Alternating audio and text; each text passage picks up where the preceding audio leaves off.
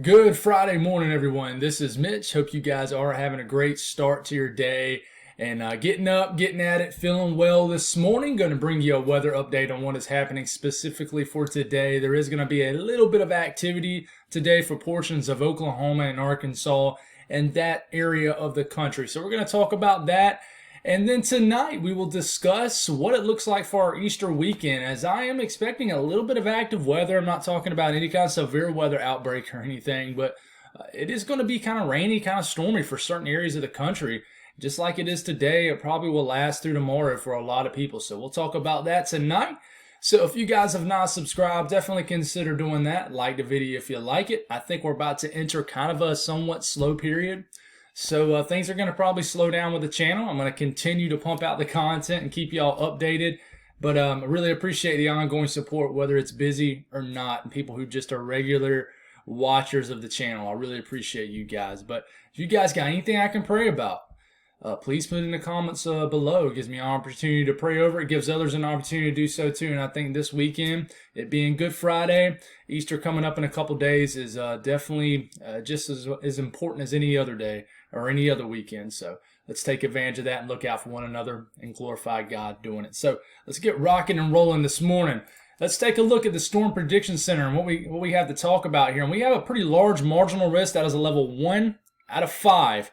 This includes the whole entire area in the dark green, not the light green. That's just a general thunderstorm risk in the light green. And the marginal is in that dark green. That includes areas like Memphis, Tennessee, Greenville, Mississippi. Basically the same areas that have been under the gun the last several days and few weeks. And I really think this risk will be for tonight, as kind of a broken up line of storms moves through this area a little bit later tonight. It could promote some severe weather. But what we're really kind of concerned about is this yellow area right here, is what we call a slight risk. This includes almost in the Little Rock, includes areas like Tulsa, and I really think we're going to have some supercell development in this region right here. This is some tough terrain, some mountainous areas, somewhat in this area, give or take whatever geographical exact region you're in.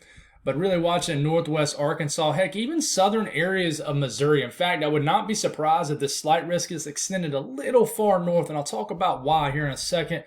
But this includes Tulsa. So I honestly think this will be as the sun comes down tonight. We'll have some supercells that will get to start to develop. And I think hail will be the biggest threat here. And in fact, you got a 15% risk of hail occurring in this region, and then a hatch region, which means you have a 10% risk inside this 15% risk of hail, of a larger hail occurring of 2-inch diameter or larger to occur in this region. And that's due to the fact that we could have some supercells. There is a tornado risk, just a 2% risk of 25 miles in any given location. So there is a chance, a non-zero chance of a tornado appearing in that same location. So let's talk about what the temperatures are going to be today.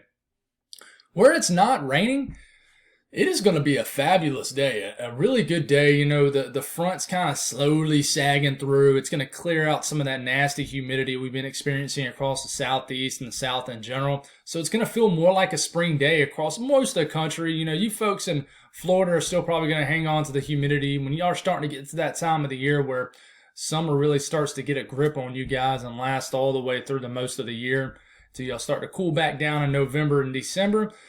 So summer's starting to rage down there. But, you know, look at these 60s and 70s today, reaching all the way into the Ohio Valley. I'm talking about you know, central to southern areas of Indiana, Illinois. There's going to be a little bit of boundary setting up across this region right here.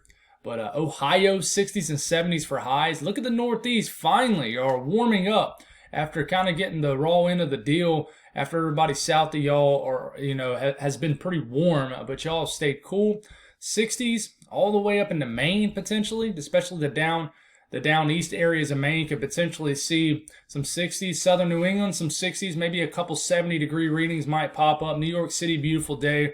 Washington, D.C., and all these areas, not expecting rain, but there will be a little bit of rain across this portion of the country. 60s, 70s, and 80s across the Carolinas, more so 70s, and then you got the 80s still hanging tough down here in southern areas of Alabama and Georgia, where that front really has not cleared somewhat yet. But Texas, you guys are roasting out here, especially out here in west central Texas. Really dry air.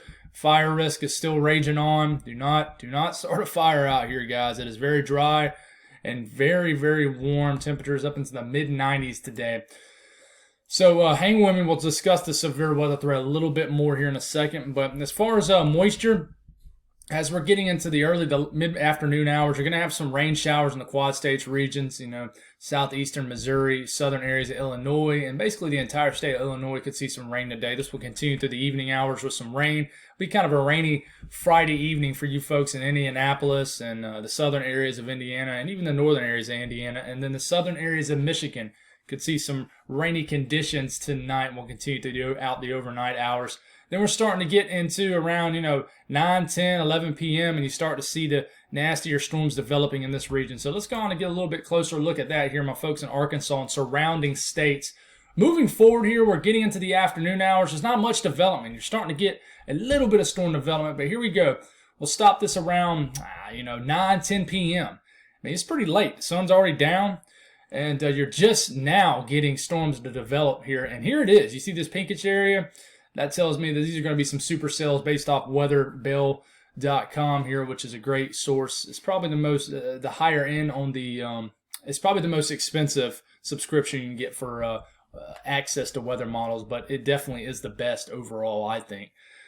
But we'll keep this rolling here. Storms starting to form here in southern Missouri, and then they will start to kind of drift and then develop a little backwards, a little bit westward here into areas of eastern Oklahoma. These can be supercells. They can produce large hail, and they can produce a quick spin up. So if you're in the northwest part of Arkansas, this section of eastern, watch out Tulsa. It's going to be close. One can pop up right on top of y'all a little bit later this evening when you guys are doing any kind of nighttime activities out here.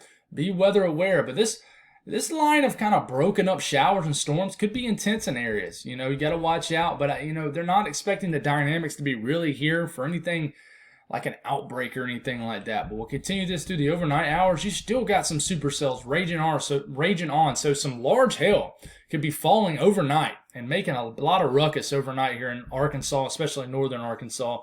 And then you got a lot of rain and moisture just kind of seeping south here in areas of Kentucky and Tennessee. And then this will continue through the overnight hours and kind of sag south.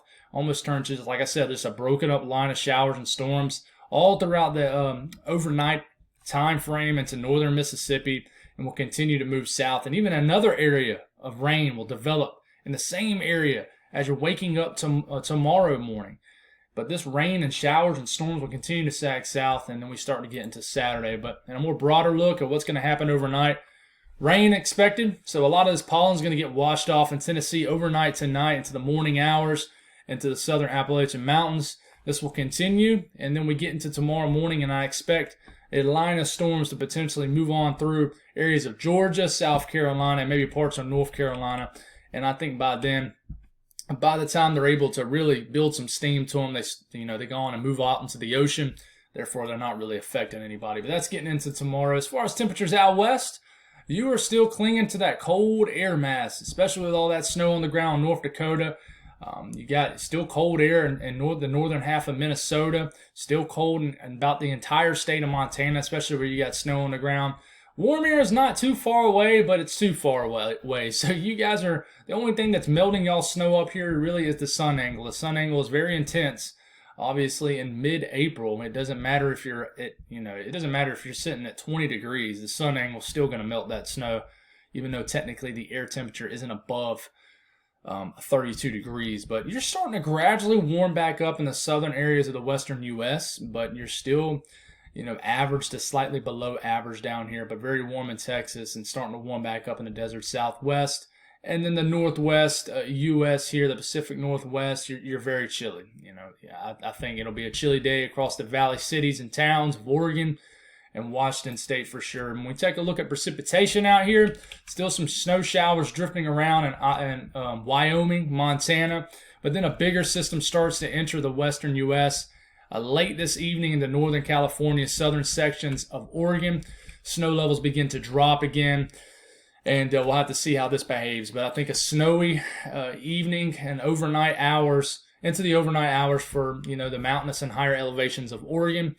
Again, and then rain for the lower elevations around the coast and things like that overnight. So when we get into tomorrow. But that's all I got, guys. Y'all have an awesome Friday. Have a great day.